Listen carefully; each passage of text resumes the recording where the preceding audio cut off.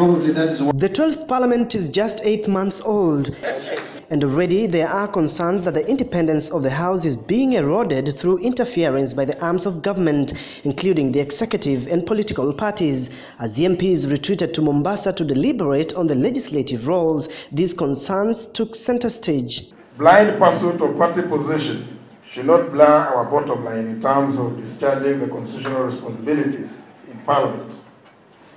This is the ultimate challenge to political party leadership and members in this Parliament.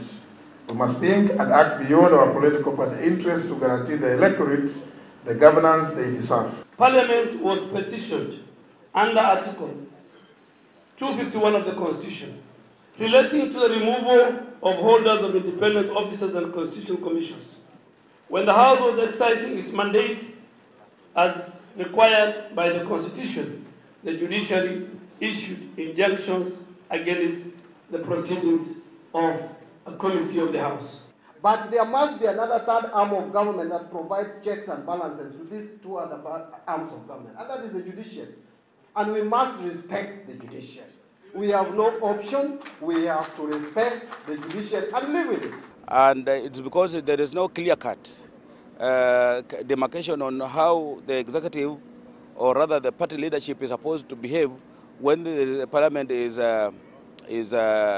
articulating an issue. The Lawmakers Forum calling for respect to the principle of separation of powers. That is why Speaker Muturi further urging the government to ensure Parliament is well facilitated to perform its oversight role. This is to say that members need access to timely, accurate and concise information to undertake the oversight function particularly. I am a strong advocate of this school of thought. Majority Leader Eden Duale and his minority counterpart John Mbadi pulling in different directions to defend their party's position in Parliament. They are constantly misusing their so-called tyranny of numbers. May I remind you that even with your numbers, the responsibility on you is higher, and when it comes to law making, the old adage that you should make a law that you can trust with your enemy. The minority will always have their say, and the majority will have their way. But when you have your say, and then you start throwing bottles, you start throwing water to the Speaker, then, Mr. Speaker, that is not Parliament. That is something else. We may not, as minority, have the tyranny of numbers, but we have the tyranny of brains.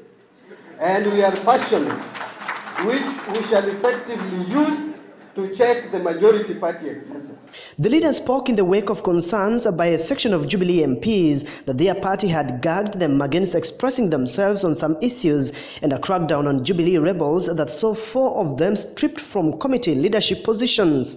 Members of the National Assembly are now raising concerns over the duplication of legislative and oversight roles by their sister house, the Senate, and wants that to be addressed in this 12th Parliament before setting a misleading precedent. Stephen Leto, Citizen TV, Mombasa County.